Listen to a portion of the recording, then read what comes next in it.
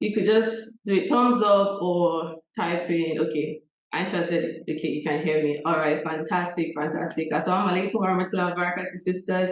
It's good to have you here. Hi, Nafisa. Hi, Fatima.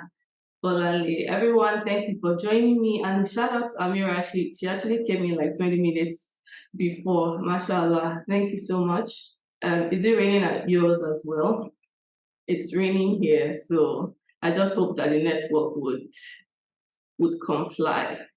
All right, so let me just share my screen and we will get started. I know that it might take a while, so I don't want to waste any time at all. All right, so welcome. Thank you. I'm glad to have you here. Thank you for joining me this evening. I pray that this webinar is a beneficial one for every single one of us. All right, so I just want to do a quick introduction about Nisaba. I know a couple of you on the call already know about Nisaba, but just for anyone that's just joining, I know Amira is just joining. So Nisaba is a faith-based personal development company, or community rather, that was founded by me to help Muslim women live a beautiful and integrated life, right? So we try to do like monthly virtual sessions where we talk about different topics. The last one was about thriving, right? And that was in January. So it took a while for us to recoup, but we're here again. And inshallah, we hope to, continue every month, right? We also have the newsletter. This is my letters to you, every single one of you here. Where I just share my personal reflections basically to kind of encourage you on your own journey as well, and also serve as reminders for me, right? So if you are not already on my newsletter, you can connect with me there. You can follow the newsletter via that link, right? So that is just a bit about Nisaba. So about me, right? So for me, I wear many hats. So I'm a life design coach. I also work as an operations leader at a financial advisory firm. I podcast. I like to speak. I'm also trying to build a community here, right? So I hope that you guys will come along on the journey with me. Right. So moving on. What are we here to do today? We're here to speak about, how we can steward our self-control to live the best life. And you see that I highlighted the best life because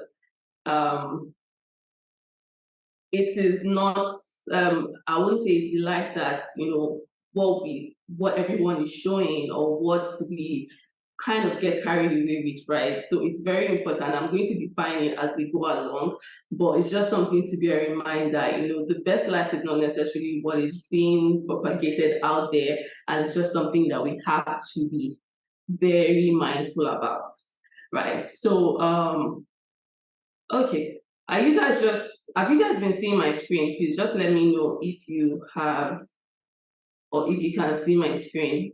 Just let me know. Just type in the chat or something. Just I don't know why. Okay, fantastic. All right. So stewarding your self-control to live the best life. So we'll define what each and every one of these components means as we go along. But yeah, that's the topic. That's why we're here.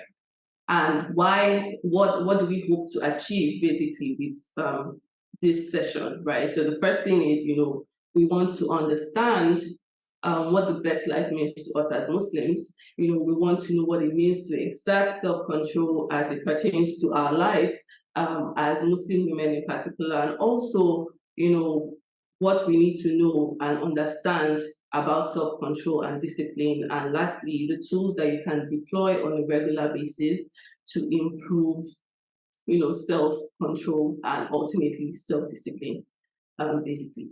Right. So quick housekeeping for us.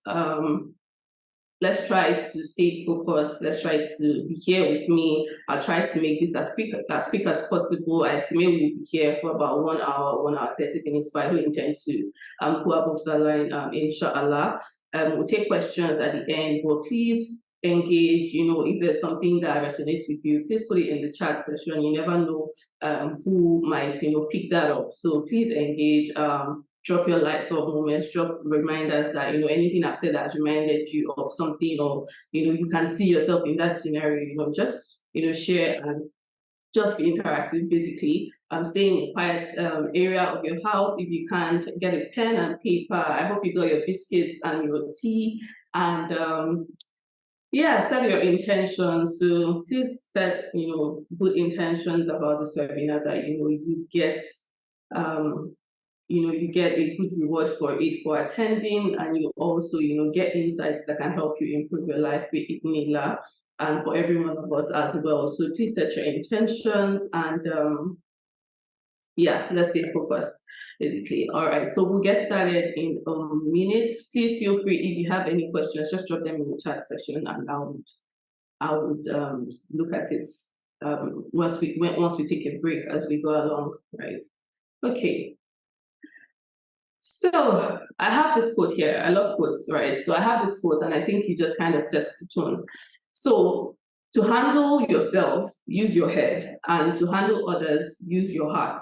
And this is by Eleanor Roosevelt, and I find it very profound because even in the Quran, Allah always refers to how, don't we understand, don't we reflect, don't we think, so it just shows you how important, like, our intellect, our brains are in trying to, build this self-control, self-discipline that we have, right? So it's very important, as I will highlight as we go. We have various parts of ourselves. We have the body, we have, our soul, our heart, we have our ruh, which is like the spirit, and we also have like our brains, which help us with like thinking, thought process, and all this help somehow in, helping us live amazing lives, either amazing or not so amazing lives, right? But at the end of the day, the command center is your soul, is your heart, but your soul has like the ultimate control, like the key. It will be the one to give the final instruction,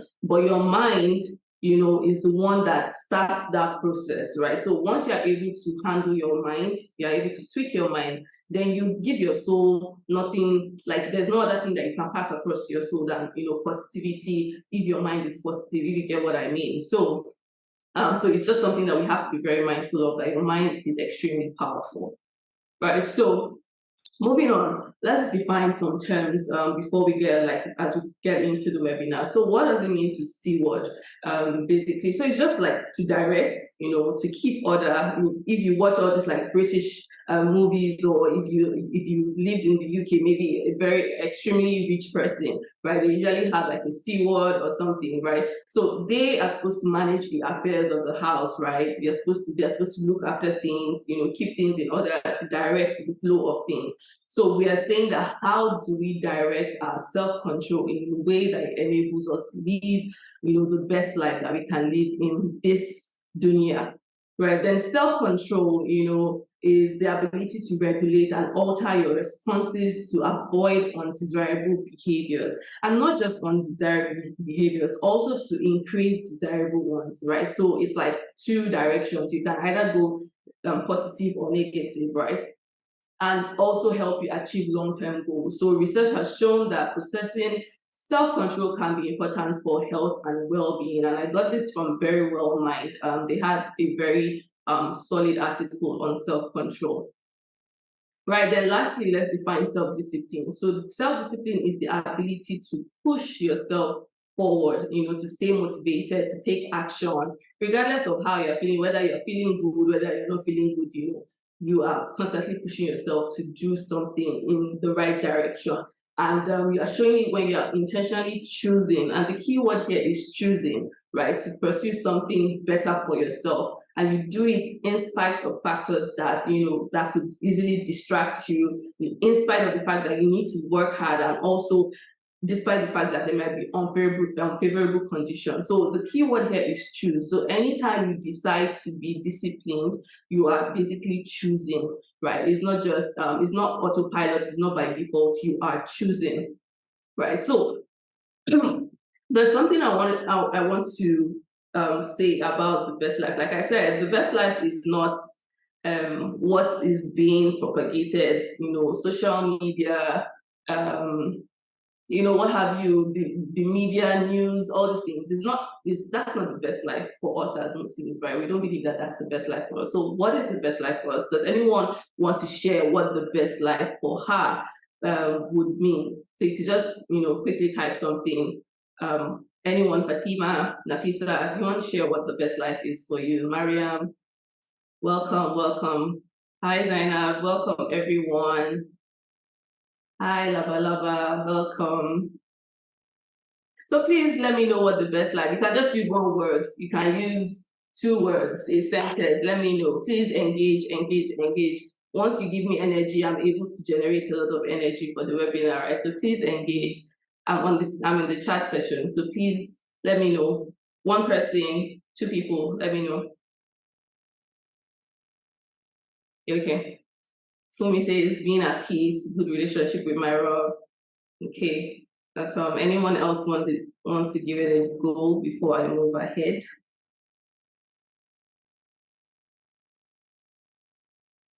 If we should, let me know now. Khadija says peace of mind. Okay, okay. I mean, is it that we don't have an idea of what our best life is supposed to be? Ibadah. Fatima says Ibadah, worship, mashallah. All correct, all correct, and true happiness, feeling fulfilled and at peace with my choices. Mashallah, may Allah make it so and make it grant us, sakina and all that we wish for. That is good for us. So let's go into what the best life is. Thank you for sharing. Right, so what is the best life? The best life is basically ibadah, right? As Fatima said, it is that integrated life where all our actions are a form of worship to our Creator Allah, right? He's already said it in the Quran that, He created us to worship Him. Of course, we have our day-to-day life. We need to, we have a family we have to take care of. We have work that needs to be done, right? We have other things that we need to do, but the whole idea is in everything that we do, right? We need to get to a point where everything we do, our intention, we're able to craft out or find out ways or figure out ways that we can make it as a form of worship to Allah. So it might be in being excellent in what we do. It might be sacrificing or doing something that is not so comfortable for you, but you do it regardless because you know that it's something that Allah will be pleased with, right? And it is the life that Allah expects us to live and has given us guidance, through the Quran, through our prophets, through their lives. He has given us guidance on how we should live life, not necessarily what, maybe pop culture, Western culture, whatever it is that we see on a regular basis that can actually derail us or let us get carried away with the life that is being propagated, right? So I personally have been going through, so I've been compiling the characteristics of like a true believer. So I started this about, I think earlier this year, because I was just curious that, Allah says that, as we say we are believers, right? What does it mean to actually be a believer? Because I just wanted to, see, okay, what are the themes across this so that I can align myself to those characteristics and try my best as much as possible, to follow that path. And the themes, apart from the fact that we have our 5 pillars, the zakat, the salah, iman, shahada, basically, we have all those things, we have hajj and all that. Apart from all those things, and if you look at these things very well and you reflect on it, you find that we have all this, like characteristics of the best life in those particular points, right? So for shahada, you need to have conviction before you can even say your shahada. And even if you say it by mouth alone, if you do not have like conviction, then it's useless. Do you understand? So for shahada as well, for salah, you need to be submissive, right? You need to submit to Allah, you need to obey Him. If you want to do your salah, although yes, you can pray even when you're sick, but the best case scenario is if you have good health, afia, well-being, right, you're able to do what you have to do. Knowledge, you need knowledge to do everything that you need to do. If you have to do your hajj right properly, if you have to, know how you're supposed to behave to others, you need knowledge, right? So you need to strive Strive is constantly mentioned in the Quran. You see that restraint is also mentioned. So restraint from committing sins, restraint from doing what you want to do, but you know that Allah will not be pleased with, right? So you have those things constantly coming up. The people that guard their salah, those things come up constantly. You have people that give charity. So for you to give charity, nobody's talking about the amount you give now, but no matter how little, you need risk to do that, right? So even if it's 5 naira, you can give, right? And that's where the concept of risk comes in. We all know that risk is not just in wealth, right? But I'll just use that for this example, right? So to give charity comes up a lot as characteristics of a believer, right? So you want to ensure that your life is aligned to it, what a believer is supposed to do, right? A believer is one that is happy with, has the pleasure of Allah, is the one that is pleased with Allah. The believer is content with whatever Allah has legislated that we do, no matter how difficult it might be, right? We also see service to, keeping family ties, helping people, sacrificing for other people. You have that a lot. And this particular point in this whole world of YOLO and all that, it might seem very counterintuitive, but those are the things, and that is why we always need to go back to our own source to say, okay, what is the best life for me? In terms of no, but Allah doesn't say that you need to have $1 billion. It doesn't say that you have to be poor as well, but just have enough. What do you need? And every other thing, it's better for you to give it out where it can count properly for you, right? So those are things that we need to keep reflecting upon. It's not easy because we get carried away. We all want good things, but we need to be able to restrain ourselves, right, and strive in the right cause. And that is why we are talking about self-control in the first place, right? So let's talk about self-control now. So when we talk about this concept of self-control, what are we saying? It is something that is essential. If you think about anything in this world that you want to do, whether you want to prevent yourself from doing something that you know is wrong, whether you want to do something that is right, whether it's in giving charity, whether it's in sitting down to actually do what you need to do, you need a level of self-control, right? So without it, we would operate from our base desires like animals, right? So we just do anyhow. We have no control. We react anyhow. We do things by impulse, and that is why we are different from animals, right? We have that choice, right? So with that choice, we are able to power ourselves to say, you know what? I need to exercise some level of decorum when I have to do something, right? So that is why we need self-control. It's very essential for us. And the constant application of self-control is self-discipline, right? So they are very related, and you find that people interchange. Even in this webinar, I would interchange, but you just need to know that, self-control, when you restrain yourself constantly, it leads to self-discipline, basically. So they are not the same, but they are they depend on, one depends on the other, basically, right? Then we also see that, if one doesn't have self-control, we have various vices and diseases of the heart come up, and even flaws in characters come up. So you have scenarios where people become greedy, gluttony, laziness, the lack of integrity, betrayal. Different things come up when we're not able to control ourselves with our mouths, with our limbs, with our thoughts, with the way we act, the way we behave with other people. If we're not able to exercise self-control, then it leads to a lot of different vices. And this is not an exhaustive list for sure, but it's just something that I just wanted to highlight, that it is very critical when you think about it deeply. Sometimes when you do the things you do, it's because you've restrained yourself from doing something else, right? Then self-control shows up in three aspects of our life: the physical, mental, and the emotional, right? So physical is in restraining like our body from doing something, right, or making our body do something that is positive, right? In the mental is in our thought processes, trying to say, okay, I'm having a bad thought, how can I control myself? How can I stop it? Or something, my thoughts are, my mind is telling me to do something that I know that is not good for me. How can I stop it, right? And the emotional is in our reactions, how we interpret situations, how we react to things, right? Self-control comes up in all these various aspects.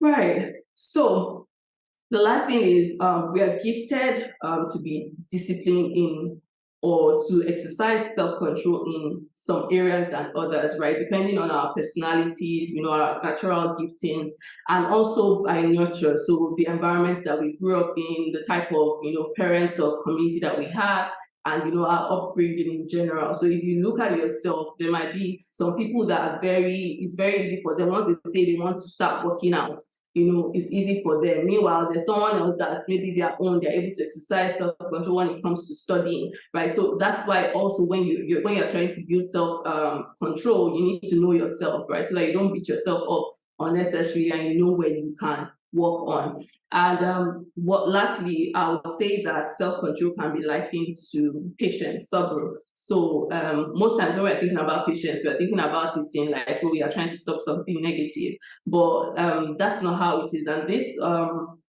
I've been reading this book on patience and gratitude by Ibn Qayyim, I think, and he was talking about patience. And when I was reflecting on this topic, it just kind of made sense to me that how do we exercise self-control? And for me, it's restraining ourselves from restraining ourselves towards doing something that is good, because the good choice is not necessarily the comfortable choice for us, right? But we restrain ourselves and we move towards that goodness. And the other side is, we restrain ourselves to avoid doing bad deeds. And the last one is, restraining ourselves from questioning or fighting, qadr or destiny, right? So because there's some people that are like, no, no, no, no, no, I cannot agree. But as believers, as Muslims, we know that one of the requirements to even be considered as a Muslim is that you submit to the will of Allah, and you accept it as it is, right? So that is the way that you can exercise self-control. And when we also think about self-control, all forms of these three levels of self-control, they are all leading towards the path of goodness, right? So Allah has already told us that if we leave an intention to do a bad deed, it is written for us as a good deed, right? So if you restrain yourself from doing a bad deed, it is counted as a good deed for you, right? If you restrain yourself and move towards doing something good, it is a good deed for you, and He will multiply it to His own pleasure, however it likes. So however you think about all these three things, right, they are a source of good for you, and which is a plus for us as Muslims, knowing that our Lord is so merciful, and however we want to exercise self-control, whether we're trying to avoid bad or we're trying to move towards good, it will be counted as a good deed for us, right? So what do we have to understand about self-control and discipline? So we've touched on what the best life is, right? So it's the life of a believer, someone that submits to Allah, someone that takes on His injunctions, someone that is trustworthy, that guards the salah, and those other things, give charity, follow the 5 pillars and all that, right? Try to be excellent in whatever you're doing, have good character, right? So that's like the life that we want to strive for, that integrated, beautiful life, right? And we've also touched on, what's the second thing that I said we were going to touch on? How we can exercise self-control, right? So now we want to talk about what are the things that we must understand, because there's a psychology behind it. So one thing you want to know is our self-control is controlled by the brain. So like I said earlier, our soul has the soul is like the CEO or the director that will sign off that check and say, you know what, approved, right? But your mind, your brain, basically, is that one should I say the employees, that will do the dirty work. So they will either do good work or they'll do bad work for you, right? So your self-control is controlled by the brain, and is primarily controlled by the prefrontal cortex. You don't need to go into the details of that, but just know that your brain, when you want to exercise self-control, your brain is what you need to target, right? Then you also need to understand that there's this concept of neuroplasticity where even if you don't have a lot of self-control today, if you keep practicing, if you keep working towards it, right, you can build up, those neurons start to connect and you start to build, self-control. The time to build self-control the best is as children, right? Because we are more malleable, it's easier to just form whatever we need to. But all hope is not lost through this concept. This is like hope for us to know that, what, even if I don't have enough self-control right now, my brain can adjust to allow me, as long as I keep feeding it. So it's like a muscle, just as you can exercise, go to the gym and exercise, you can also exercise our brain by exercising our self-control more often, right? Then another thing that you want to know is that it is automated, right? So it can work in both ways. So self-control, the more that you use self-control, the more the chances of it being automated. And this is where we kind of want to get to, right? We don't want to always have to constantly be conscious of exerting our self-control, right? But you also need to know that if you are the type of person that loses self-control regularly,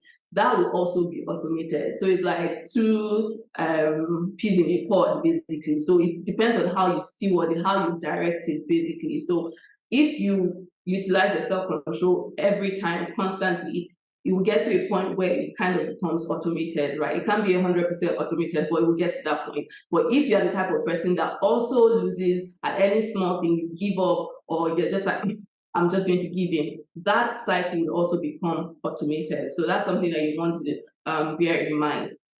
Then focus.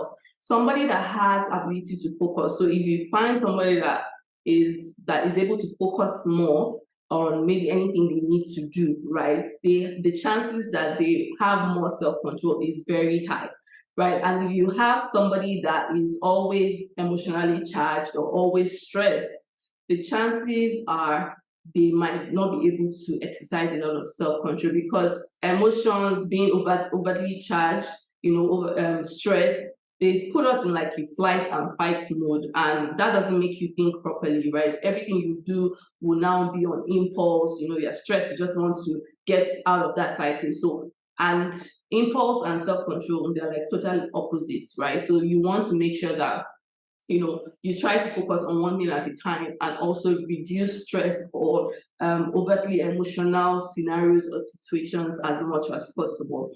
Then the last thing, willpower, right? So willpower is like your conscious application of self-control. So you're conscious, you're like, what, this thing I want to is not automated. You are like bringing and you're generating that self-control that, okay, I want to apply it here. So the key thing you want to understand is, I already said that the point where we want to get to is a point where our self-control is kind of automated, right? And there are various ways that we can do that.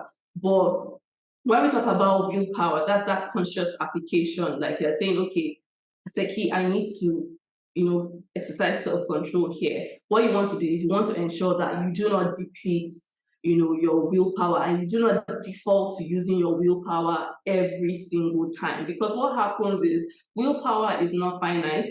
It is it's not inexhaustible. It is very finite. So you find that if you continue to exert your self-control, especially in like low-hanging situations where you don't necessarily need to, maybe if you had good habits or something, it will be a walk in the park, but you constantly find yourself exerting willpower and self-control in those situations, it will gradually get depleted. And God forbid, it might now become a situation where you actually need this huge level of self-control, but because you've already depleted your self-control, once the right opportunity presents itself, you would lose control and you will not be able to handle that situation. So what you want to do is make sure that you don't deplete or go into your bank of self-control every day, like often. You want to use other methods to kind of help you on that journey of exerting your self-control. So if you have any questions now, please let me know, or just drop any comments for me, but I'll also move on. But I hope as we are where we are right now, you guys are following and you understand. So you could just give me a thumbs up if that is the case for you. And if there's any other thing that you want me to go back, you can let me know, and I will do that at the end of the session as well, right? So like we said, stewarding your self-control doesn't necessarily mean that you must always use it, right? You can also mean that you are trying to avoid using your self-control every time, like what I just explained with willpower, right? So that's something that you want to keep in mind, that you don't always want to use willpower when you're trying to achieve something or you're trying to stay consistent with something. Right, so how do we steward our self-control? So we are getting to the meat of it, and I just came up with like a framework. I like to use framework because it just kind of makes things easier for me, right? But I was looking forward to use, and I wanted to use board mass, but that would have meant something else. So I use SAMUD, so we'll take it like that, right? And I hope you guys are able to remember from this one, right? So the first one is S for support, A for acceptance, M for motivation, mindset, outcome, and dua. And they are not, when I'm explaining, they are not, did I say, what do you call it now? The words fail me, but like it's not one after the other, right? I'm going to explain from like a top-down approach, but just it's not sequential, right? So I'm going to start with outcome now, right? So just to kind of explain to you that it's just a way for you guys to remember, but I'm not explaining it in like a sequential way, right? So before we go in, I have done I've shared terms, I've defined some terms. So I want us to play a quick game, and I want who can get me the most words from this particular puzzle. Just type it in the chat section. They're about, I think, 15 words, but we don't have to get to 15. But I just want to see, maybe I will have gifts for you. I don't know. But just attempt, be a good sport and attempt the puzzle, right? So Bolani, thank you. I'm seeing pots, Amira pots. Okay. Acceptance, okay.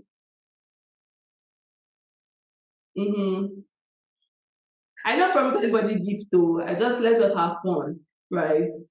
It's the person that writes the most on one particular message. So not like different chats. One chat, if you can write 10 at a go. Okay. Are we giving up already? Izatula, Akarama, Zainab, I don't see you guys joining in.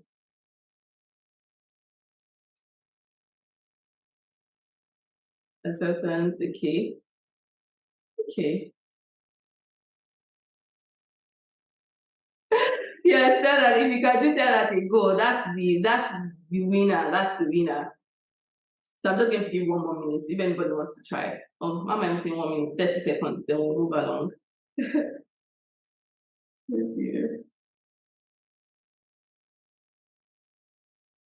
Okay, so thank you guys for participating. Amira, mindset, motivation, discipline, acceptance. What is not there? What did I say about? I didn't say anything about pot now. Are you guys hungry? I didn't say anything about pot too. We are talking about things that I've mentioned in this webinar. Yeah, Zuleha, mindset, discipline, motivation, awesome. I think the one that but I don't think anybody has said, even maybe the puzzle set that I can't even remember what I said there. But oh well, there's willpower, there is best life, there's acceptance, there is what else? Mindset. Well, yeah, I know there are 15 words anyways, but we'll carry on. Thank you guys for participating. Yes, power, yes, this no, it's willpower. But well, let's move on. I hope that was a good way to kind of relax your brain, because we are getting into like the framework. Right, so before we get in, I want you to think about and also write down 1 to 3 goals or habits that you intend to achieve within the next 90 days. So I know we just came out of Ramadan, and some of us, we have started some amazing habits or deeds that we want to continue as time goes on. Inshallah, we're able to sustain that. So I want us, even outside of Ramadan, it doesn't necessarily have to be maybe an act of worship. It can be anything else. And remember, we are gunning for that integrated lifestyle, even if it's the worldly affairs, we're able to find ways to make it an act of worship. So I want us to think about, even if it's just one, and hold that, goal or habit in your mind as we go along. So you kind of figure out ways that you can apply what I'm saying to that particular goal. Not everything will apply, right? But you just kind of have it at the back of your mind as we go along, right? And if you are also brave enough, you can also share what that goal is. Okay, no, don't share what the goal is because there's a psychology behind that, but just have it at the back of your mind as we go along. Right. So the very first one is outcome, right? So O for outcome.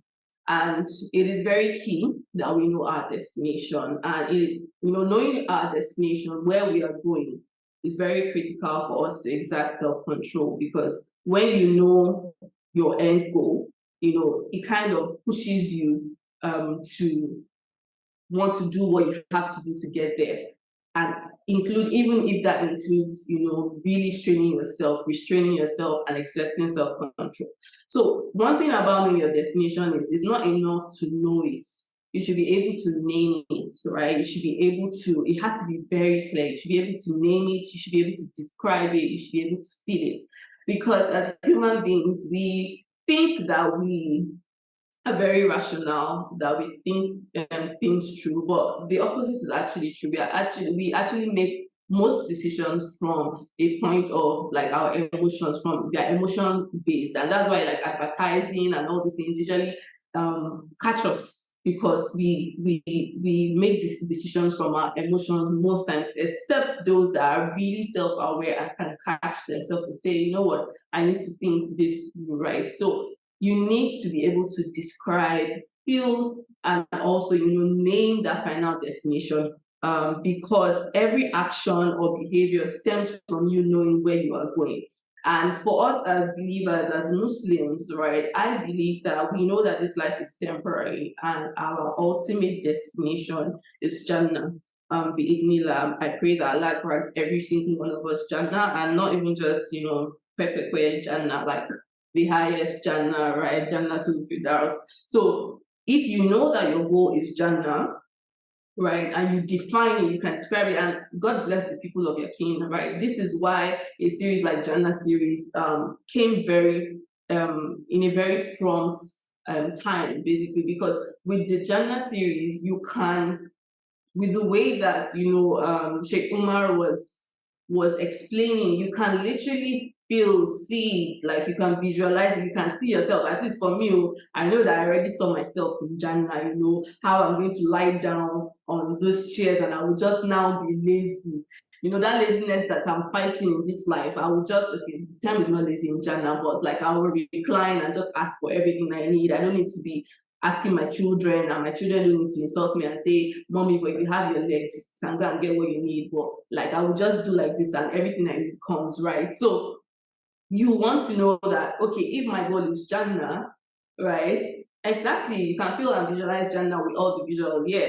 So even for me, most times I didn't even watch it like visual, but even just hearing it, I could, because most times I'm maybe listening to it when I'm driving or something, but I could still feel it, right? And that's because I was able to connect to it. So you must be able to feel, what your destination is. If it's that you want to be fit, you want to be healthy, you need to form an emotional connection to it. And that's why most times we do not, actualize our goals, because we are just thinking about it rationally. We are not connecting to it emotionally. So for example, one of the reasons why I want to work out, or I try to work out regularly, is because I have in my family, I can say the reason, a reason is my parents, they are known hypertensives, they have heart issues, they're diabetic, those type of things. Those are rational reasons. But so many people, we have those scenarios, but we still do not do anything.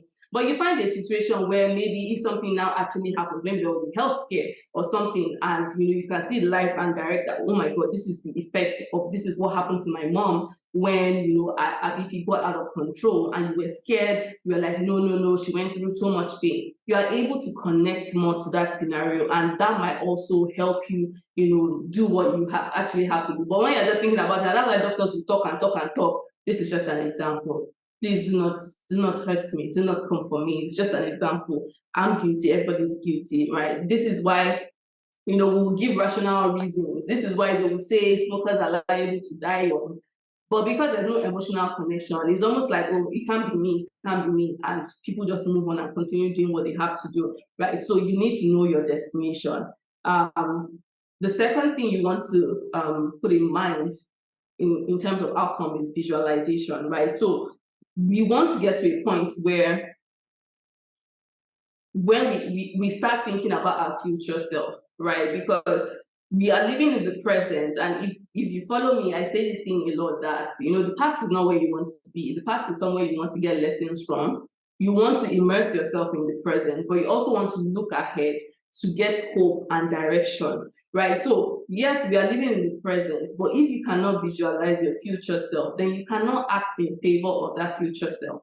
Right. So if you know that your future self is the type of person that is of good character, is a person that is always constantly piling up, good deeds, is the type of person that would enter Jannah without accounts, all those type of things, right? And you start visualizing yourself as that person, you start to, act in favor of that person. You have a bias for acting in favor of that person, right? So that's what you want to do, because if you are not able to see it in your mind's eye, if you cannot visualize it, then it's literally, you can't connect to it, right? So it's dead on arrival. It's like you're just going after a goal. And that's why stuff like vision boards and everything, they also work, because when you're constantly seeing something, it doesn't always have to be like a picture. Even if you write something down, you set goals, you write it down, you're constantly looking at it. Your brain just starts putting things together, and you are able to, start working towards it. So if you know that what you need to do requires a lot of self-control, then, you start to exert that self-control as you go along,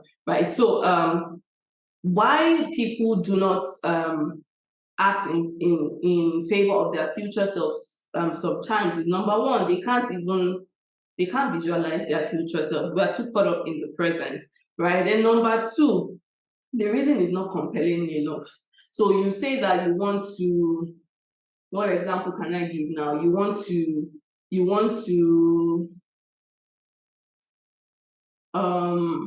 okay, let me give you the example of, okay, you want to lose weight. You want to lose weight, but you still have at the back of your mind that now fat, I did not kill anybody. I cannot come and die, right? Which, yes, you should be kind to yourself, but once you have that thought process, once you have that mindset already, then you can't connect. You can't see yourself as, oh, maybe the ideal size that you want to be, or the healthy person that you want to be. So automatically it's dead on arrival. You're not going to exert any self-control. And even if you do it, at a point, that mindset of I did not kill anybody, please, oh, it's just part of it will come in and you lose control, right? So you need to be able to visualize. So if you need to use vision boards, use vision boards. If you need to use, so for me on my screensaver, I have stuff where I just write something, maybe something I'm working on, I just put it, so something I want to work on, I will just put it as my screensaver, so that anytime I open my phone, I will see it. So different ways, just look for the technique that works for you. Then delayed gratification when it comes to outcome. So we need to understand that, having self-control is difficult. It is hard. There's no two ways about it. There's no sugarcoating or whatever. But in order to get to that destination that we want to go to, you need to know that it involves a lot of discomfort, and most times we need to delay our gratification. So we need to let go of immediate pleasure, short-term pleasure, to get to that ultimate destination that we want. Everybody knows that, yes, it's by Allah's mercy that we get to Jannah, it's by Allah's mercy or will that whatever we achieve in this life, we achieve it, right? But we are required to put in the effort, right? So we need to know that sometimes, most times, actually, it takes hard work, it takes grit, it takes a lot of discomfort, going out of your comfort zone to achieve, whatever goal that you want to achieve, no matter how tiny or minute it might be. So most times you need to set aside temporary pleasure. Okay, I need to complete a report, but there's a show going on now. So most times for you to actually get to that deadline, you need to forfeit that show, then do what you have to do. And after you're done, then you can go back to the show. But there are people, and we are all guilty from time to time, where we would rather do the show than we'll figure out ourselves later, right? So you need to be able to practice delayed gratification. And a good tool to use is the 10-10 rule. And the 10-10 rule basically just says that, when you want to do something, whether it's good or it's bad, for yourself, you want to think about, how will I feel? Again, back to emotions, right? Because we are emotional people, right? We connect to emotions. We want to think, how will I feel after 10 minutes of doing this thing? So if I'm doing something wrong, maybe I say that I want to be somebody that checks up on or visits my parents or something, and you had set your calendar that you wanted to go and everything, and you just remain for you to just exert some form of self-control towards getting up and going there, and then you decide, I'm not just going to go, I'm tired, I'm not going to go. And after 10 minutes, how do you feel about it? Chances are you might feel bad, right? So this will motivate you in two directions. Either when you want to do something good, after 10 minutes, you visualize, you envision, how will I feel after 10 minutes of doing this thing? Will I feel good? Will I feel great? Chances are, if you say you want to do something and you exert self-control and you do it, you feel good. So how would you feel after 10 minutes of doing that thing? How would you feel after 10 hours of doing that thing? And how would you feel after 10 days? Or in case of maybe very, very long-term goals, how would you feel after 10 weeks, right? So it's just trying to put in things into perspective, say, okay, yeah, kind of bringing your future emotions to the present to say, how will I feel about this thing? So if I don't do it, how will I feel? And if I do it, how will I feel? So that will kind of motivate you to, exert self-control when needed. So we are done with outcome. Please let me know what you have taken from this particular part of the framework as we go along as well. So yeah, please let me know what you have learned and we'll carry on. So in terms of motivation, I'm sure we are all familiar with motivation, right? Is that feel good? You hear, listen to somebody, you see something and you're motivated, you're like, yes, like I can do this thing, I want to do this thing and all that. But motivation is finite.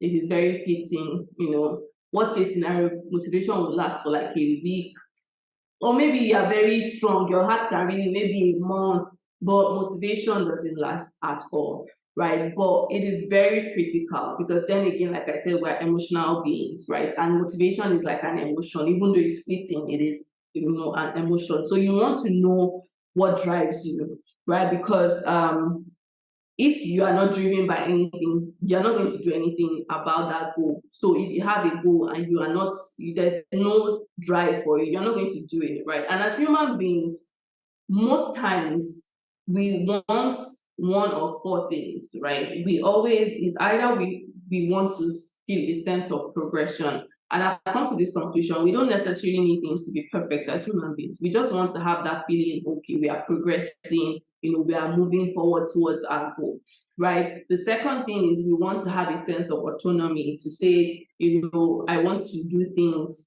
in a way that is personalized to me, right? Not necessarily force things down on me, but I want to find ways that I can have ownership of this thing that I'm doing. So maybe you have somebody that will say, if you want to learn how to public speak, bam, bam, bam, this is what you're supposed to do. But as human beings, most times we revolt, or we don't, we want to find ways that it is personalized to us. So that's why generic advice doesn't work for people, right? And that is why I said, think about the goal that you want, have it at the back of your mind as I'm going along, you find what works for you, right? So you want to take ownership of that particular situation. The third thing is mastery. You want to have a feeling that, okay, you are getting better at what you are doing. So maybe you want to start praying tahajjud, you start with 2 rakas, and as you continue, maybe you're getting better, or you start learning how to read Quran, and gradually from learning Alif Bata, you go on like that, you start joining the words together, you start reciting. So we always want that feeling. And the last thing is the sense of purpose, to say, this thing that I'm doing, it's worth it, right? Or it is impacting, even if not just me, people around me, right? So you want to know that there's a purpose behind whatever goal or good deed or habit you are trying to achieve, right? So yeah, we end up feeling good. Yes, Prayer, thank you. So you just want to make sure that you understand this at the back of your mind when you're setting your goals, to say, okay, if I need to be motivated for this thing, they have to have one or more of these components. Some people, they are more towards, okay, I want to do things my way. I don't usually conform to like the general thing. That's fine, as long as you know. As for us, you have to make sure that whatever rebellion that you are doing is still within the confines of what your Lord has, legislated. So you can rebel, it's good sometimes, but just make sure that it's within that confines. If for you is, I have to be the best at this thing that I want to do, just know what drives you. Know the feeling that you're going to take away from, exerting your self-control on this particular part and run with it, right? So the second thing you want to do is your goal challenging enough? So we can't set mediocre goals, because the bigger the goal, the more that we are going to exert ourselves, the bigger the energy that we put towards it, right? So if you just set a goal of I want to read, I want to finish the Quran in Ramadan, for example, or you just say, okay, so you want to, your ideal aim is like you want to finish the whole of the whole of the Quran in Ramadan. But when you're not setting your goal, you're just like, I'll just try, let me just be reading maybe one or two. The energy that you exert is going to match the goal that you have put. There's no two ways about it. That's how the mind works, right? So you need to make sure that you set a big goal, but make sure that it's realistic, not a goal that you know that you can never achieve in this, within that time frame, or you don't even have the capability to achieve it. So you know that you want to read the Quran in Arabic or text, and you know that you cannot read the Quran very well.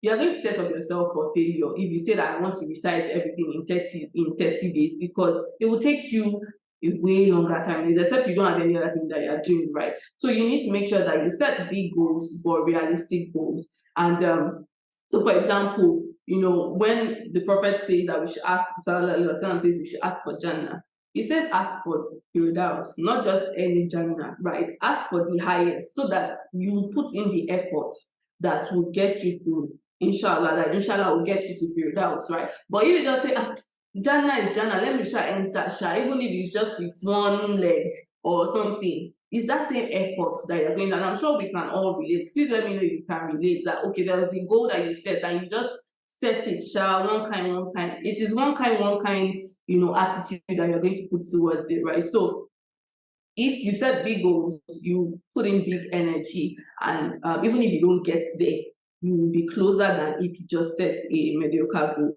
basically. And you need to understand your motivation, right? Know what your motivation is. So people would say, as human beings, it's either we are intrinsically motivated or externally extrinsic motivated, right? And of course, everyone has like a combination of both. But you want to get to a point where your internal motivation is more than your external motivation, right? Because one of the motivations that we have, like the biggest one that we have, like in terms of external motivation, is how people see us. And it goes both ways. It might stop you from, it might motivate you to do better, right? But it can also stop you from doing better, because if you are so concerned about what people think about you, and it's a fundamental human need, that's how we are wired, right? But you need to understand it so that you can deal with it. As Muslims, we know that intentions are very powerful, and when you're doing things, you need to, make intentions, good intentions about it. For the sake of Allah, you're doing this to please Allah, just having that constant intention, renewing it. Yes, different things might come up. It might be for selfish reasons as well, but just constantly renewing that intention would help. So you need to understand the motivation. Are you someone that is primarily motivated by external? So maybe you like people to praise you, or you want wealth, you want whatever, fame, whatever it is. Whether that motivation or that intention is right or wrong, that's a conversation for another day, right? And I'm sure we know the answer, but the point is you need to understand it. So you even know, okay, maybe my intentions are not in the right place. I need to change, or I need to work up my intentions, right? But if you don't understand your intentions, you won't go far, because you don't know what's driving you. You don't really understand what's going on, right? So you want to make sure that you understand what is motivating you. Is it personal fulfillment? Is it purpose? Is it mastery? Know what is motivating you. Then is your goal of any benefit to others, right? So most of us, we find or we derive more joy when we do things for other people, right? When we come to the aid of other people, when we give charity to other people, we help people somehow, right? So you want to think about this goal that I've set or this habit that I want to embark on. Is this something that helps other people? Right? Is it a benefit at all to other people at all, right? And because it has an element of motivating you to want to do something. And you know what I mentioned about, we always want to be seen in a good light. We want people to have good opinions of us. So this also is the reason why this can help. But basically, naturally, I think we're just wired that when we do something for others, when we set a goal that also benefits other people, you are more motivated to do it. So that is something that you want to think about, right? And say, okay, so for me, for example, when I was doing, when I was still scattered, it's not I'm not scattered now, but when I was just in a very bad place and I had my son, it was that wake up call for me to say, you know what, you need to get yourself together, because now you have, it's not just you have like a child that you need to kind of set an example for the child that has been given to you as a mother. You need to you have to take care of this child to the best of your ability. So that was the wake up call for me. So at the end of the day, it will benefit me, but also benefit me, because if I have myself together,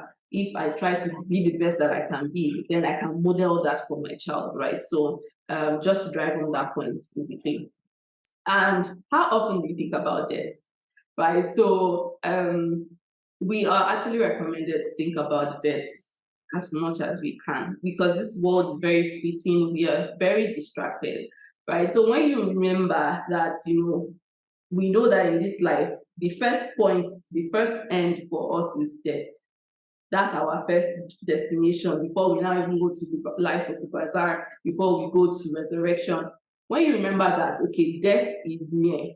And for every single one of us, death is near. I might not be here the next 30 minutes. I might not be here. We never know when death is going to come calling. So when you have this at the back of your mind to say, you know what, my end is coming here. It's closer than I think. Even though most of us, we always seem to think that, oh, our death is too far, we are young and all that, but death is actually very close to us, right? So when you think about that, when you see that it is finite, then you want to start living with urgency to say, this thing that I need to do, I don't know when I'm going to die. Let me wake up all the good deeds I can do. If I want to stop a bad deed, let me try and stop it now before I get carried away and before death comes calling. Right? Because they find that research has shown that when we see that we are almost getting to the end of something, we tend to put in more effort, right? It's like somebody that is running a race and they see the finish line. They tend to, even if they are tired, they tend to muster up the last energy that they have to kind of, okay, let me just get to the end, right? So when you think about that and you say, okay, I don't know when I'm going, whatever you need, it just has a way of recalibrating your brain to say, what you need to do. It might be temporary, and that's why we say constantly think about that. It really, really helps a lot. Yeah, but that being said, yeah, Allah, please take us only when you are pleased with us. And hopefully we still have, many more years on this earth. I hope I haven't scared anybody, but it's the reality of life. Okay, so moving on. So mindset. So after mindset, we'll take a break. Mindset is the bulk of our conversation today. But please, I hope you're following me. You can give me a thumbs up just to let me know that you are following. Yeah, before I get started. Thank you, Koya. All right, awesome. Okay, thank you. Thank you, Nafisa. Alrighty. So, like I said, mindset is the bulk of it. So do not get scared. Just stick with me. Stay focused, and we'll get through it. All right. So the first thing is belief. Right. So when it comes to exerting our self-control, we need to believe that we even have the capacity to do it in the first place, right? So if you don't believe that you are somebody that can be disciplined, if you don't believe that you are someone that can exert self-control, so even if you are the person that is prone to anger all the time, if you don't believe that you can actually be somebody that you can press pause when it comes to maybe when somebody triggers you, chances that you never get to exert self-control in that particular scenario. So you want to first believe that you have what it takes, right? And this would build confidence in you. This would help you build that mental toughness and resilience that you need to go along when the going gets tough. So when it comes to our mind, we need to deceive our mind. We have to work with our mind. So even deceiving it, tricking it, comes to the equation. So number one, you have to guard your mind. So guard what is coming into your mind. And I know we hear that all the time. What you are watching, what you're listening to, what people are saying to you, what you're saying about other people, or saying about yourself. All those things go to your mind. So you need to guard your mind. You need to feed it with positive things, right? Positive but realistic thoughts. Like again, you don't want to set up yourself for failure. So don't say, I believe you have not even swum 100 meters. You want to go and be swimming in the ocean. That's not the type of belief that I'm talking about. You need to work your way up there.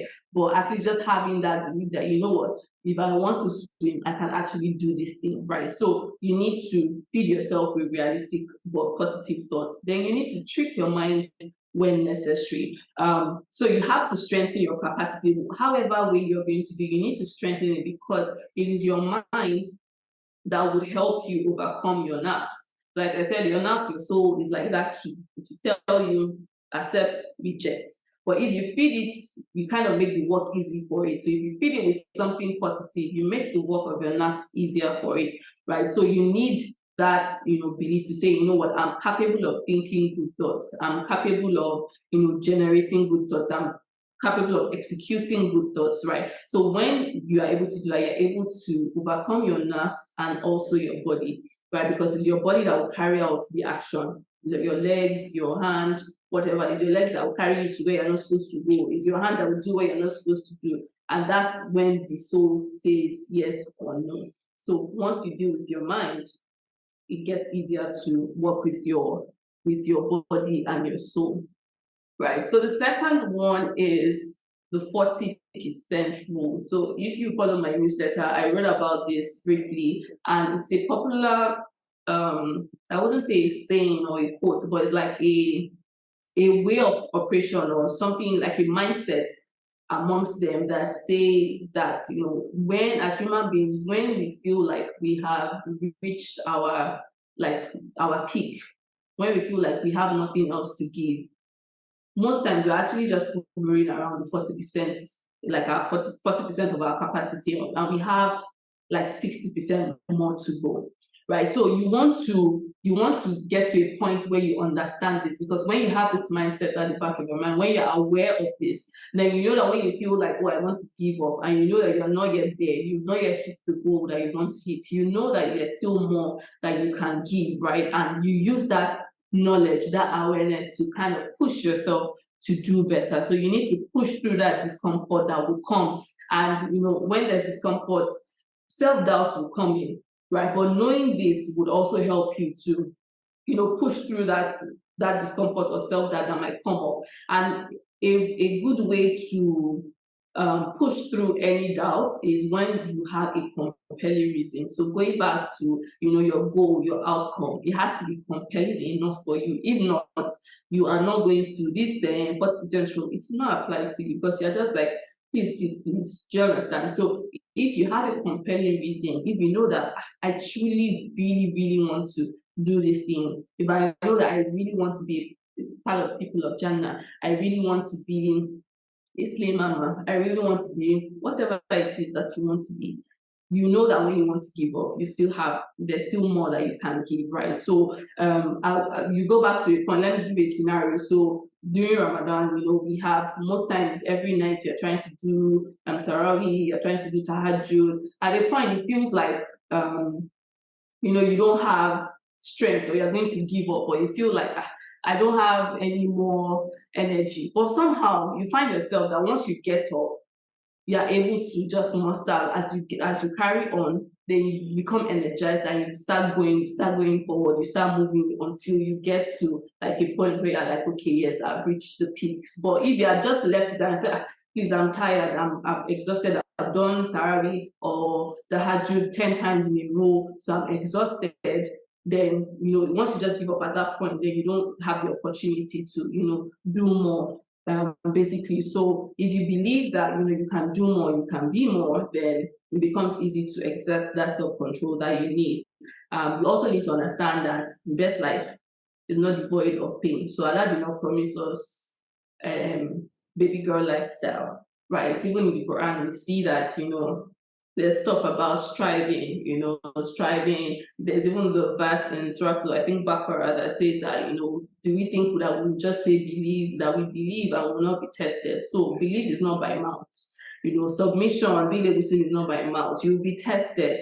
So it's how you view your test, right? So you need to know that anything that has like the best reward is not easy, right? And self-control is not easy as well. So you just need to, once you have that mindset at the back of your mind, then it gets easier to kind of do the uncomfortable thing and exert that self-control that you need. So our Prophet didn't have it easy. The Sahabas and the Sahabiyas, they didn't have it easy, but they did what they had to do, right? So you do what you have to do to forge ahead, regardless. But just knowing that helps a lot. Then positive expectations, right? You need to have positive expectations, and this has to do with your mind as well. So when our brain expects a positive outcome, automatically we start working towards it. So a lot of things that go on or that we do with our minds are very automated. We just don't know it. So we have the subconscious and the conscious, right? So when you're the type of person that by default you have positive expectations for your life, like me, I always call myself a Molokwe because I just feel like it's the positive outcome that's going to be for me. I don't know how. Yes, for some people it comes maybe, like I said, personality or nurture, right? But because I cannot even say that, okay, maybe this is one thing that made me like that. But I guess it's just how I was created. But there's some people that this might be a lot harder for them, right? Or maybe even scenarios or things in their lives that, kind of things are not being rosy and all that. So it's kind of hard to see like the silver lining, right? But if you have positive expectations, and that's why, if you're like I'm taking like parenting courses, and they'll be like, if you want your child to, if you keep saying your child is naughty, that's what's going to be happening, because your child is literally taking that in, and their mind is saying you're naughty, so you need to be naughty. But if you're saying stuff, and that's why affirmations also help, right? So if you're saying that my child is obedient, and you're saying it to their face, their brain is taking that on. You might not even say it, but unconsciously they start to act in that manner, right? So you need to have positive expectations for your life. So if you set a goal, have positive expectations that you hit that goal. If there's a habit that you want to imbibe, have positive expectations that you can do it and you will actually do it, and you find yourself that somehow you start working towards that goal, right? So for me, there was a time that before I started my podcast, I just always wanted to do it, and I just had that in my head that one day you would do it. And for me, unconsciously, I just started working. And the way I lost, I didn't even do dry or whatever. It was just something that came up opportunistic. And I was like, you know what? I'm just going to make this a podcast. And that's how I started, right? So, but I didn't make that conscious effort. It was something that was happening in the ground. And when the opportunity presented itself, it came top of mind, and I was able to run with it without, exerting so much, or control that, okay, I really have to do this thing. So you need to have positive expectations. When I mean expectations, again, not unrealistic expectations, not expectations that that you will not meet up with, and when you now face a challenge, you now backslide. But having expectations that, yes, I am capable of doing this thing. I can actually do it with my maybe giftings, with my natural giftings, with the way my experience or whatever, I can do these things, just that I need to, put my mind to it. I have to be disciplined enough to go through it, then you will do it. So always have positive expectations. The fourth thing is the 10-minute rule. So this one is good when you want to trick your mind, basically. So if you notice that there's a goal or there's something that you want to do, maybe like a good deed, and you're moving towards it, or rather you're already doing it. What you want to do is, if there's some kind, can I do more of this thing? Can I persevere for 10 more minutes and do more of this? So there's something, you're exercising, but you're already feeling kind of tired, but you know that, okay, you can still do more. Can I exercise 10 more minutes? Just restrain yourself to say, let me persevere for 10 more minutes. But if you notice that you're moving towards doing something that is bad, right, then you want to control yourself, and tell yourself that I'm not you have to wait 10 more minutes. So maybe you're gisting with your friend, or what example can I give now? You're trying to watch, you're trying to stop yourself from using social media all the time. I think that's the 10 minutes can be a lot. But that's the thing with these things, once you start, right, you just find yourself that you continue, right? So most times, there's a point where you peak, where you feel like you're very exhausted. Then when you start again, then you kind of get through that peak period, right? So yeah, it determines a lot, but it's not a lot as well, right? So if you find that, okay, you don't want to spend too much time on social media, and maybe you have told yourself that you are going to pick up your phone by 1 p.m. and you say, instead of picking up my phone at 1 p.m., can I restrain myself for 10 more minutes? So that kind of shortens the time that I will spend on social media. So just to paint an example, right? Or you want to eat cake, and you know that if you eat it now, you will still eat it in the night.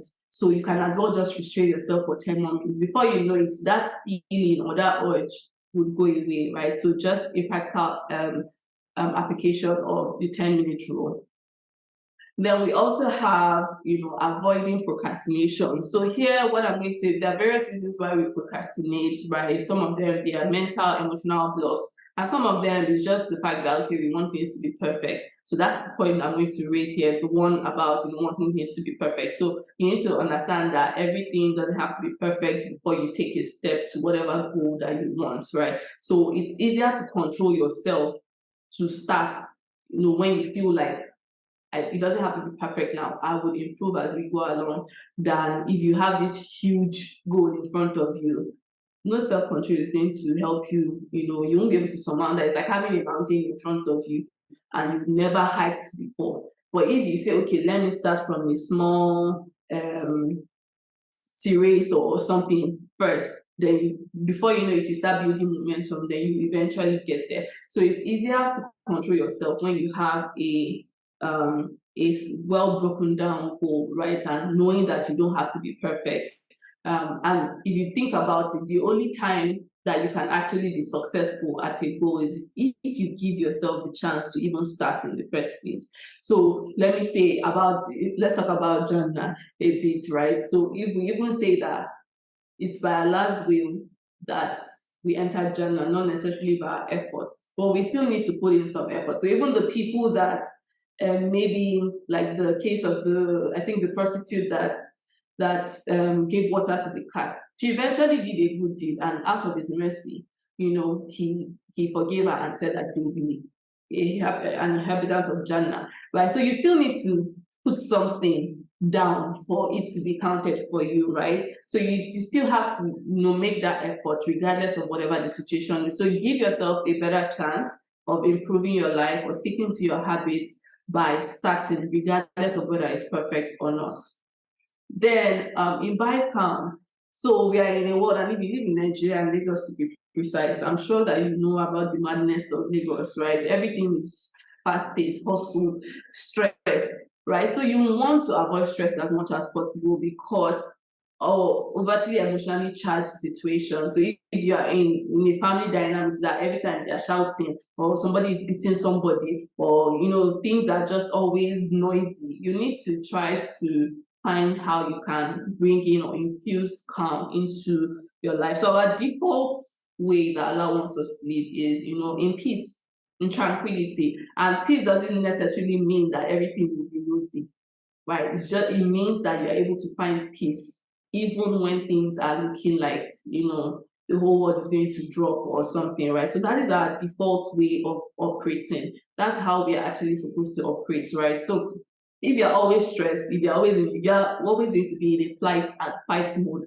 and like I said, that sets you up for impulse reactions, impulse actions. So that's why when people are stressed or whatever, they pick up, they start eating, erratically, stuff like that, right? So you want to make sure that you try as much as possible to have a calm state of mind, have a calm space, as much, because that would help you focus more. And you know what we said about someone that is focused, if you're not easily distracted, it shows chances are that you have a high level of self-control, right? And a good way to help imbibe calm is through breathing.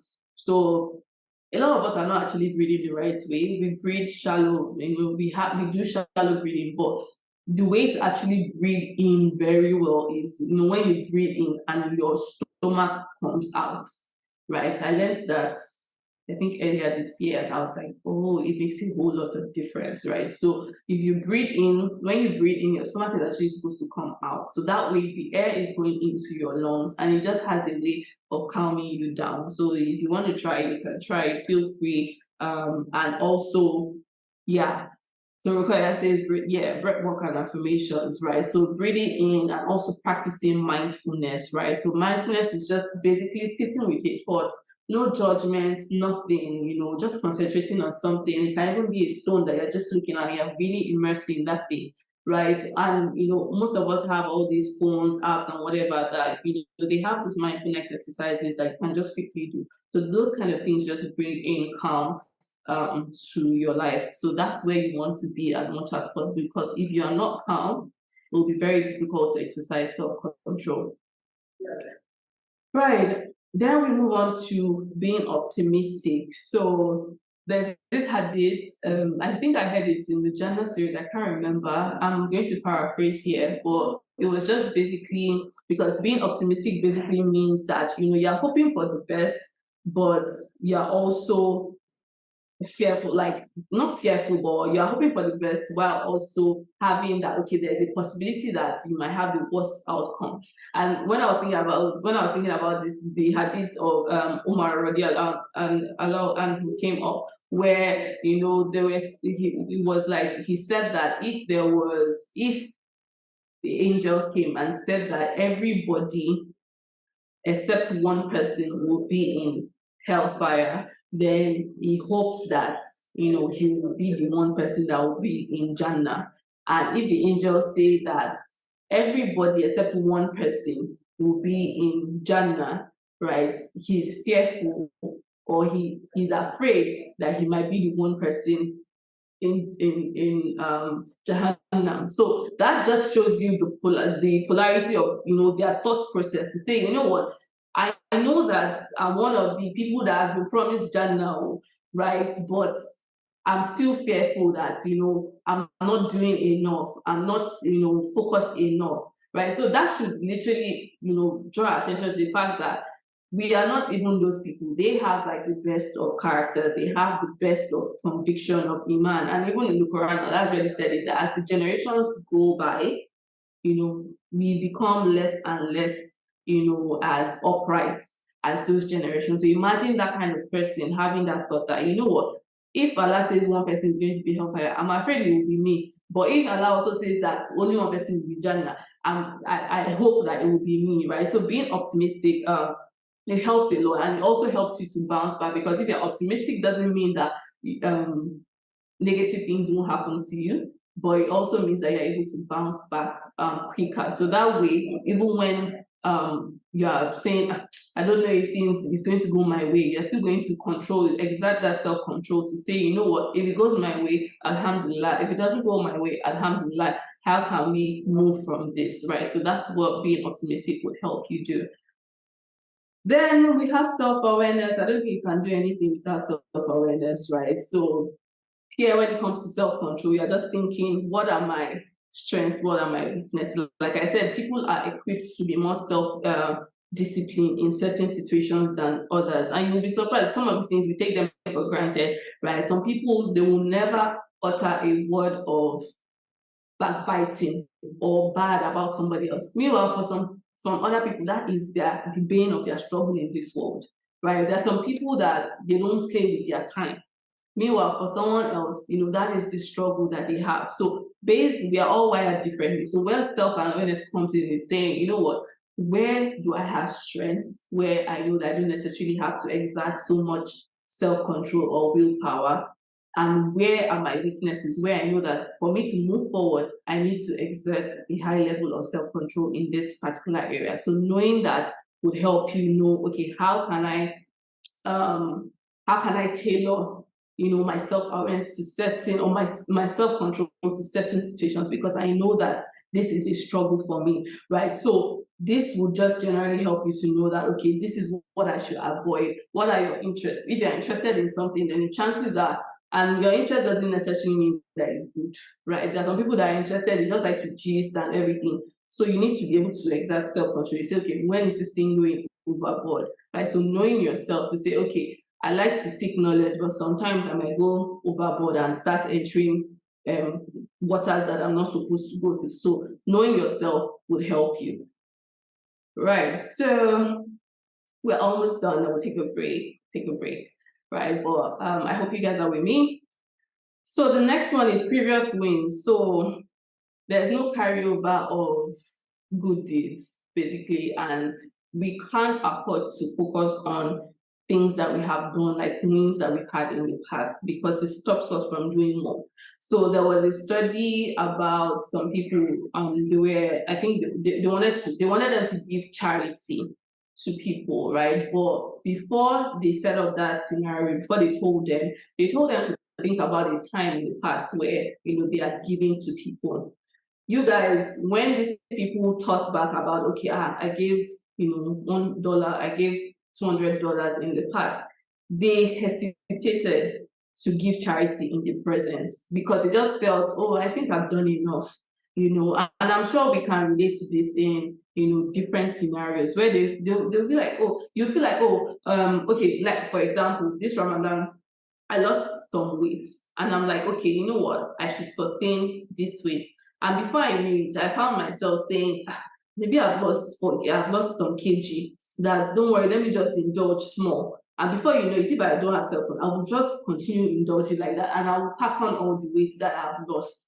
Right. So don't rely on previous wins, because you have a tendency of stopping yourself from doing more in the present. When you realize it, when you say, oh, I know, but I've done so much, I've recited the Quran so much in Ramadan, so I don't really need to do, I don't need to exert myself as much now, because we have done so much, because you never know which of the deeds are going to be accepted, right? So you need to really ensure that you do not depend on previous wins.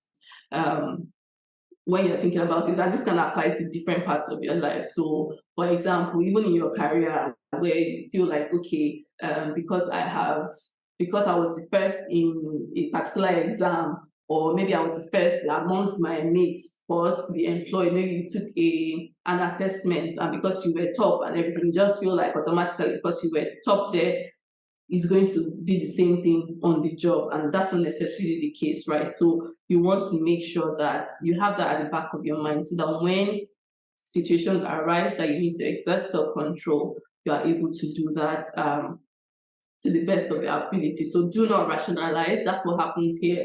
You rationalize and say, oh, I've done enough previously, so I don't really need to do much. Or I've visited my parents 10 times this year, so maybe I don't really need to go anymore. Or I've gone for 10 programs, maybe I did this one, maybe I don't need to really go for it anymore, and you know that it will be beneficial for you, right? Then we have count your blessings, and basically taking stock. So science has shown that when we realize that we have put in some efforts towards a particular goal, our natural instinct is that we don't want to let all that effort go to waste, right? So we just want to complete what we have started, basically. But it takes us taking stock and reviewing, because if you do not review, then you cannot even realize that, okay, I've gone this far from where I started, right? And again, I'll go back to our faith. So as Muslims, we've been blessed already, because maybe you were born to a Muslim family, or maybe you reverted or whatever, but Allah has given you that blessing of, iman, of conviction, knowing that He is one, that is already a win for you. That is a blessing for you. You have actually moved in some way, even though it was handed to you like on a platter, right? But when you think about that and you say, you know what, if I already have this blessing, this huge blessing already, then I should be able to, exert myself to do more, to kind of, serve my creator, this creator that has blessed me with so much.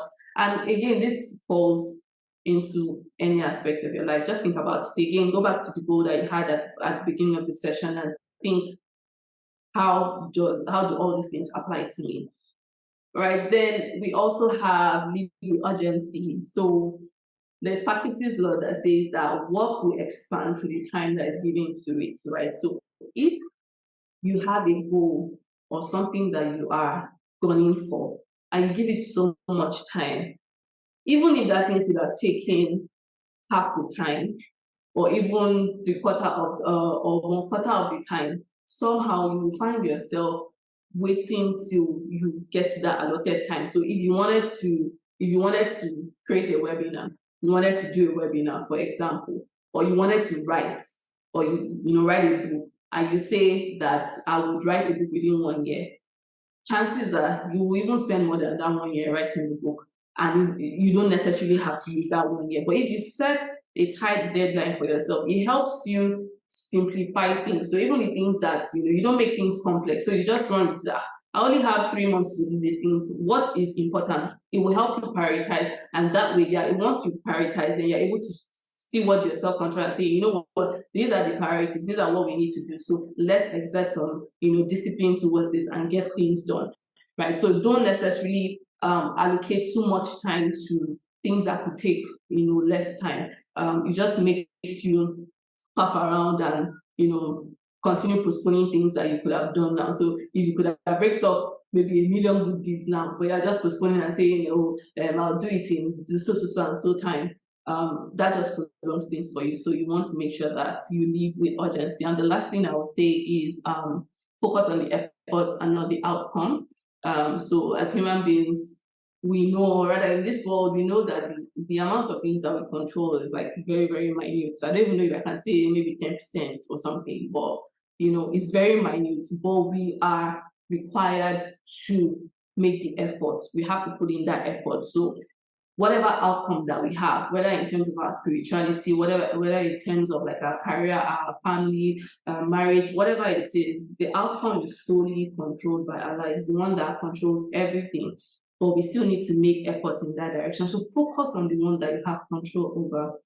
Right? Don't focus on what you don't have control over, because that will just make you give up prematurely, right? So when you focus on what you have control over, then you're able to really exercise self-discipline and self-control towards that particular cause, right? So that is all for mindset. So I'm just going to pause here for a bit, and you guys can share your takeaways so far in like 1 minute. Just share what you have, what you're taking away, or what has resonated with you so far. Mindset, motivation. Okay, awesome. Okay. I'm waiting. It could be one word, it could be a sentence, whatever the case is, just let me know. My mother says, Nikama procrastinates. Yoruba for you said that we should not procrastinate. Yeah. So any other person, then we shall move on. So we're almost done. Time is running. Inshallah, we were done before Michael comes in. Okay. So if I've not learned anything, okay. Let me continue. Rukaya says the chip on focus. All right. I'm sure if I said I would give gifts now, I would be saying different things in the chat section, but Wicker says I've learned to. Okay, well, alhamdulillah. Okay, let's move on. focusing on the outcome. All right. Jazakallah khairan. Thank you so much. Celebrate small wins. Mashallah, mashallah. All right. Let's move on. So we're down to acceptance, right? And acceptance is basically, when you just accept things, there's no, this life everything is not fight, everything is not battle, right? So we don't have to resist everything, we don't have to fight everything, right? So we need to get to that point where we start to accept things.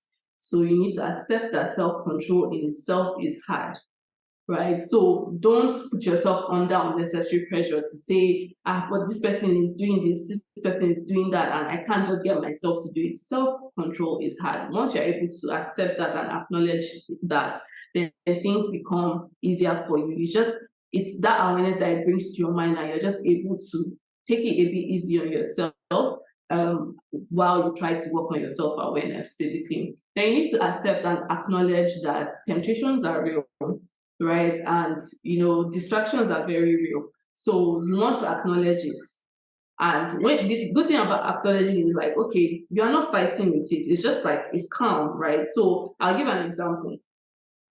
2 days ago, I told myself that I don't want to be eating 4 slices of bread again. And during Ramadan, I was able to stick to 3 slices and I'm okay. But for some reason that morning, I think I was hungry, but for some reason I was just like, I want to eat 4. But I was just like, you know what, Seki, take 3 slices. When you finish the food, if you still feel like eating, then you can take 1 more slice. So I finished the 3 slices, and because your mind now, once you are focusing on something, that's what it wants. I was like, I want 4. But I calmed down. I just accepted it that, okay, I'm craving this thing, and this is not what I want to do. I don't want to eat the 4 slices, right? I don't want 4 slices. My goal is I don't want to eat 4 slices. So I just calmed down and accepted the fact that, okay, yes, I'm craving this thing. And before you know it, like the urge had gone. So you also need to understand that, distractions, urges, desires, they are fleeting. If you do not allow them, after a while it will go. Worst case scenario, to take maybe a whole day, and that's even worse. Most times, most of the things that you are itching to do, after a couple of minutes, it fades away. So you want to take the stance of, okay, I'm observing this craving, this urge that I'm having, and let it ride. Like ride the turf, basically. So another thing you want to do is you want to avoid fighting, always in fight mode against distractions, right? Don't always want to fight distractions. Take that stance of observation. So it's like if you're on the road and maybe there's a big truck or something that is, or if a tree fell and is blocking the road, and you now decide, of course, that's a distraction for you. That's something that is derailing you from getting to your destination. You now decide that you want to go and push the truck. You are the one, only you want to go and carry the tree and get it out of the way. But if you are just calm down, observe the situation, you might have found that, okay, there's a little corner by the side there that I can pass, right? And you go past that way and you maneuver. So it's the same thing with like when you have urges or cravings or desires or whatever it is, right? Once you acknowledge it and you say, okay, yes, I'm having this craving, I'm having this, I want to do this thing, and that is not necessarily good for me. You just pause, observe it, and ride the wave. It will go. It will pass.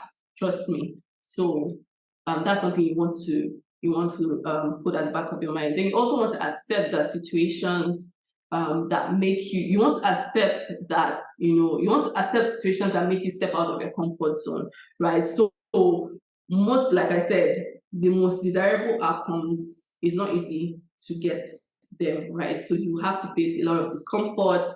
And the thing about our mind is, because things are running on autopilot, when you set your mind to do something that is out of your comfort zone, something that is not on autopilot, your mind will want to stop it. It will resist it, right? And if you are not careful, if you are not aware that, okay, this is how my mind functions, you will give up easily. So you want to get to a point where you know that, okay, once I'm stepping out of my comfort zone, my mind will revolt, but I'm ready for you. This mind, I'm ready for you. And I'm just going to allow you to do your thing. I will keep exerting self-control and discipline to this thing until it becomes automated as well. Right? So that's what you want to do with accepting situations. Step out of your comfort zone. Self-control is not comfortable. Stepping out of your comfort zone is not comfortable. So it's just a match made in heaven, right? So you just want to try it. Deliberately put yourself in situations like that. The majority of us are in our comfort zone. It's cozy, it's nice, and everything. But sometimes you want to deliberately put yourself in situations where you go out of your comfort zone because it trains you to be more disciplined. Right. So now we're done. We're up to support, right? So you want to think about support that you have. So is your space set up in a way that is going to support you? So you know what I said about having a clear. The thing about having a clear space is your mind becomes free. Like there's no clutter, so you have a clear mind, then you can focus. So that way, it's easier for you to exert self-control. But if everything is just scattered and everything is just here and there, it's going to be very difficult for you to exert self-control. So you want to make sure that your space is clear as much as possible. Keep potential distractions far away. So if you have a phone problem, which I think most of us have a phone problem, right? You want to. I've tried situations where I'll just put my phone in one room because I know that if I put it beside me and I say I put it on silent or whatever, by default my hand is going to touch it and I want to look at it. So I've tried a situation where I will put it in a room and it's worked, right? So you don't even, after a while, you have that urge like, oh, let me just go pick up my phone, let me just quickly check, I might have an important. But if you let that urge ride its course or go its course, right, you find that you're able to actually do what you have to do without touching your phone, right? So set up your space in a way that it can support you. There was a time I wanted to be reading Surah Al-Mulk before I go to bed.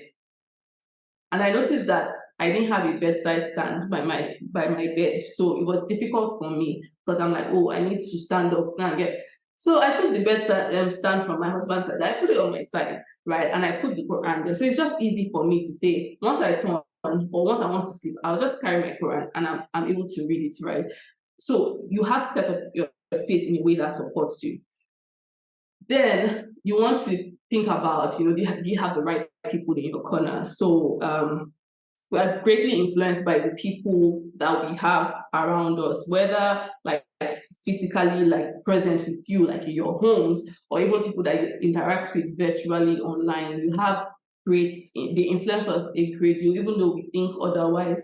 But it's very true. Before you know it, you're already speaking like somebody that you are around a lot. Before you know it, somebody that you see regularly, you're already, writing like them, or you are, stuff like that. They just rub off on you somehow. So you want to make sure that that the people that you keep around you, that people that will encourage you on the path of goodness, not people that will derail you, right? So people that you are following on your social media, people that you interact with, people that you share your innermost, experiences or desires or whatever to, you need to make sure that they're the right people so that they don't, take you on the wrong path. So those are things that you want to, put into consideration. You also need to consider stuff around maybe having accountability partners, people that they can hold you accountable for anything that if you say I want to do something, they will hold you accountable for it. Not people that, well, if you don't do something, they will pat you on the back. Yes, they should.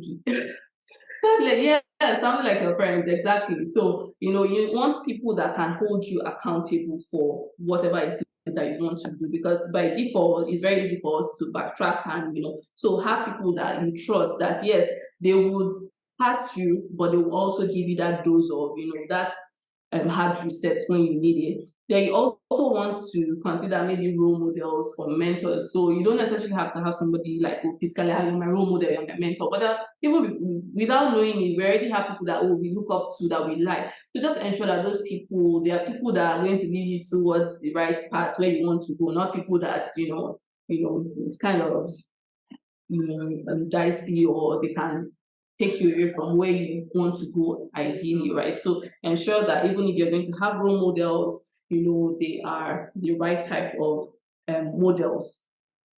Then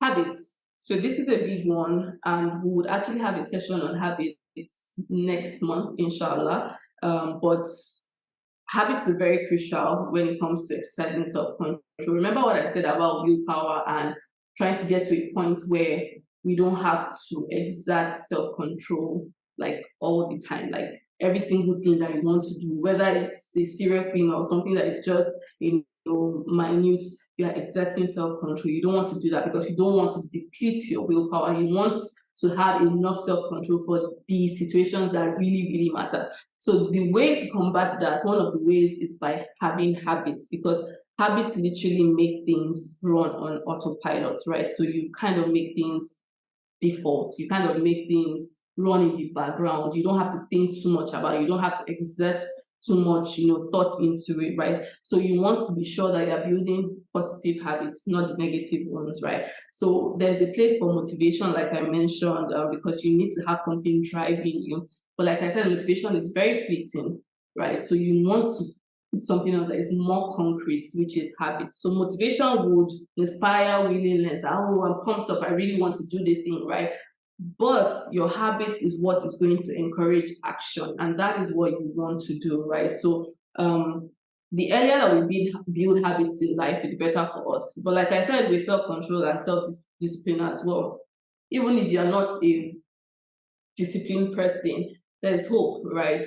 As long as you start to form those habits, and you continue to get better and better every time, right? So that is what you want to consider about habits. Another thing is, habits, you can build them slowly, you can build them very fast, very quickly. Depends on where you're starting from. So don't think, I need to build these habits. Maybe I have to start from ground zero. When you take stock, you might actually realize, oh, you've already done something, and you can build on that momentum, right? So you want to build habits that become like second nature to you. And if something is second nature, then it better be something good, not something useless or not useful for you in the grand scheme of things. Then one thing you want to understand when building habits is you want to avoid self-sabotage as much as possible. And how do you do that? Is by setting consistent, having small consistent steps towards your goals. So don't think that you have to do this thing once and for all, like big, and you get the outcome. You are most likely going to set yourself up for failure. But when you have you're taking small steps, then it's easier to channel your self-control to say, okay, let me just exert some level of discipline. Let me just take that one step first. And before you know, you keep moving and moving and moving, and before you know it, you've achieved what you want to achieve. You also need to beat the resistance. Like I said, once you start doing something that is not your normal routine, your mind will fight it. So you need to beat that resistance. Understand that this is how your mind works, and use that to the advantage to beat it. Another thing that helps with building positive habits is using your calendars, having a routine. Those are very, very important. And inshallah, I'm sure we'll touch on that when we, have the session on habits next month, inshallah. Right, so we are done with supports, and the very last one is dua. So dua is the power and the comfort of a believer, right? So you know that if there's something that, whether you're facing a challenge or you're not facing a challenge, once you table that thing to your Lord, there's this sense of peace that comes over you, right? So yes, we talked about exerting self-control and all that, but at the end of the day, we need to ask Allah. Is Al-Qadr, is the one that is able to do every and anything. You need to ask him to make it easy for you to exercise self-control. But because at the end of the day, everything is not by our minds, right? So you need to ask him and say, yeah, Allah, I really, really want to be someone that is disciplined. Please help me. Ask Allah for the silliest of things, right? Just ask him, oh Allah, I want to not eat 4 slices of bread again. Please help me. Those little things that you think are very silly. Please help me. Have you heard children pray before? Like, there are some things that you're just like, what's this now? Or just ask Allah for the littlest thing. So you need to ask Allah to help you, right? So Allah is Al-Nasr, is the helper. Tell him to help you, right? You can't do anything without him, right? He is Al-Wakil, is the one that has power over all affairs. So put everything to him, right? So ask him to make you someone that is disciplined. Ask him to help you to have control over your nerves, right? Ask Allah to make achieving that best life easy for you. Ask him to help you keep the best life front and center in your brain, in your mind. That you'll be seeing it that this is my goal every time. So even when distraction comes in, you're able to recalibrate. So ask him to help you so that you're motivated in the right direction, not just in any direction whatsoever. So ask Allah, seek him out. He's the one that, like, there's nothing we can do without him. So if we are talking about self-control, we are talking about all these things and we don't ask him, then what are we saying? Are we really serious about it, right? So you need to ask Allah for the ability to exercise self-control as well. So in terms of dua, there are some that I like this one. Like, I've been saying that it's been a while learning duas in old age. My sisters, it's a big struggle. But I finally learned this one, right? So, and it brings so much comfort now because you're like, oh, what's the, our mother Aisha already, and I was like, oh, what's the, or I can't remember, someone was asking, let me not say what's, I'm not sure, right? And, what's the favorite dua of the Prophet? And, it was this dua, right? Ya muqallibu qulubi thabit qalbi ala dini, right? So, oh Allah, oh changer of hearts, make my heart firm upon your religion. Because we know that our religion is the right path. We know that our religion has encompassed, has told us how to live life, right? Allah has told us, through the messenger, through the Quran, through the stories of people of ancient, how we are supposed to live our life. So you want to constantly ask him that should please keep your heart steadfast on the deed, because if your heart is steadfast on it, then you keep striving. Anytime you want to exert self-control, is either towards doing something that will take you closer to him, or avoiding something that will take you away from him, or just accepting that, okay, this is my qadar, right? So being steadfast on the deed is very important. So you want to ask Allah for it, right? There's another one that I found on asking Allah to grant you steadfastness and consistency, because you can't actually be steadfast and consistent without self-control, without self-discipline, right? So you're asking Allah to help you be steadfast and consistent in all your affairs, and you're asking him for the resolve, that choice, that control to say, I'm going to adhere to the path for guidance, no matter how difficult it is, no matter how uncomfortable it is. Oh Allah, help me to stay on that path of guidance, no matter what. Help me to be consistent in my affairs, right? So that's another dua that you might want to add to your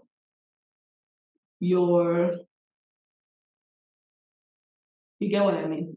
So the last one is, the one on patience, right? So earlier I said that you can liken sabr to self-control, because sabr is like a very big word that envelopes a lot of good characteristics, right? So a lot of us, when growing up, we always think patience as, oh, the person is immovable, or you only exercise patience when somebody does something bad to you or something, but that's not necessarily the case, right? You can also exercise patience in doing something good, because, oh, it's not easy for me, but you have patience because you know that, okay, there's an ultimate reward, for whom you are doing it for, right? So you are exercising patience. So it's always very important that we ask Allah for patience, and patience in submitting to him, right? So this is also another dua. This is gotten from the Quran.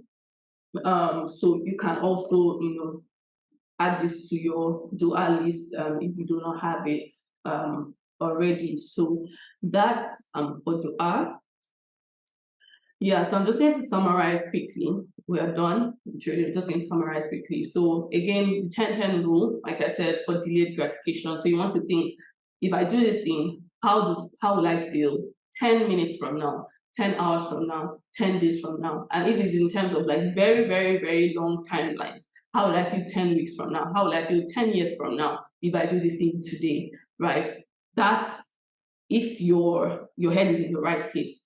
That should be able to stop you, right? Because there are some decisions that we made today that we are still that we made in the past that we are regretting. Now, even though, of course, we know that we shouldn't fixate on things like that, but we're human. sometimes we still regret something. So if you know that you don't want to regret something in the future, then you want to use this. Then goal setting and visualization. So using stuff like vision boards, actually putting pen to paper to write your goals, writing your thoughts down, all those things, they help because then you're able to form an emotional attachment to what you're doing. Again, we're emotional beings. We make decisions mostly from our emotions. So if you're able to get this right, it will help you to direct your self-control in the right direction. Think about debt constantly, like I said. Think about it constantly. Once you know that your end is closer than you think, then you are able to live with urgency. Then there's the 40% rule that helps you increase your belief in like your self-capability, knowing that even when you feel like you've reached the peak, there's still more that you can give. Then there's the positive expectation that wires your brain for success. So if your brain naturally expects positivity, a positive outcome, somehow you will start working towards it. It might not even be a conscious effort, but you shall find that you are working towards a positive outcome. Then there's a 10-minute rule that helps you to improve restraining your muscle, right? It helps you improve your self-control. So basically, if you know that you want to do something bad, you're having the urge, the crave, and whatever, can you persevere for 10 minutes and let that urge pass? But if you're already doing something good, can you give it 10 more minutes of your time to rake up more good deeds? That's something that you can do. Then the power of pause. Right, this one is also another way for you to say, you are trying to reduce stress. You're trying to gain awareness because, again, most times you are working on autopilot. So when you're able to pause and break that cycle of autopilot, you're like, okay, I think I'm already moving to something I'm not supposed to do. Then you're able to apply self-control at that point. In terms of stress, you are stressed and everything. Sometimes it just takes you taking 1 minute to breathe in and breathe out, and you're able to get yourself together. So applying the power, of course, is very important. I use it a lot. Sometimes I'm having a bad thought and I'm just like, hold it right there. You're not here, there's no space for you, and I move it aside, right? So we should try to pause from time to time, regularly. Let's imbibe that feeling of pause. Okay, your child is getting you agitated, and the next thing is you want to shout or you want to scream. If you can pause, you're able to get yourself together and you can exercise self-control, right? So that's the power of pause. Cultivate self-awareness. This one helps you identify your strengths, your weakness, where you are weak, so that you know that you focus more attention on it, and where your strength in where you know that, okay, you can still let things go on autopilot a bit, right? So that will help you. Breath control, like I said, regulating your breath would help you focus more, help you manage stress. It won't allow you to get overly excited or have and even if you're having anxiety, it helps calm you down because you don't want to be in flight or fight mode, and you want to be in a relaxed state of mind so that you can, you can see clearly, you can see route. Then count your blessings, regular stock taking. When you see that you've come a long way at least, or you've taken a step, it gingers you to want to just continue what you've started. Then accept situations. So not every time fight, not every time, struggle. Sometimes you just want to accept and let things run its course, right? Then there's declutter regularly, have a good space, also your phone. Declutter as much as you can. So there's so many baggage that we're carrying up and down, and those things affect our minds, right? So you want to make sure that you clear and have an airy free space, even on your phone, different things. Some of the baggage that you're carrying in your car, all these things, let's try and declutter as much as possible. Choose your circle wisely. We are greatly influenced by people that we interact with daily. Build habits.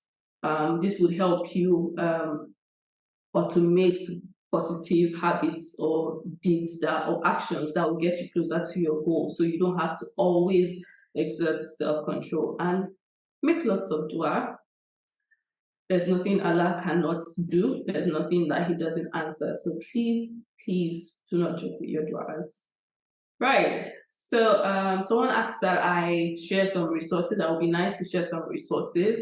So I have been reading Patience and Gratitude by Ibn Qayyim al-Jawziyya, and even though it's not talking about like self-control, discipline, this would really help because, like I said, when I was reflecting, I just linked, self-control to it because it just made so much sense, right? So he talks about, patience and, how you can exert patience towards good, bad, and also in the qadr of Allah and other ways, right? So it will really help. And if you think about gratitude as well, counting your blessings, taking stocks, helped a lot. So I would totally recommend the book. There's also The Science of Self-Discipline by Peter Hollins, and there's Atomic Habits as well by James Clear. So we don't necessarily need to read too much or delve into so many things, but we just need to take action. So we need to be disciplined enough to the little that we read, let's take action on it so that you don't overwhelm yourself.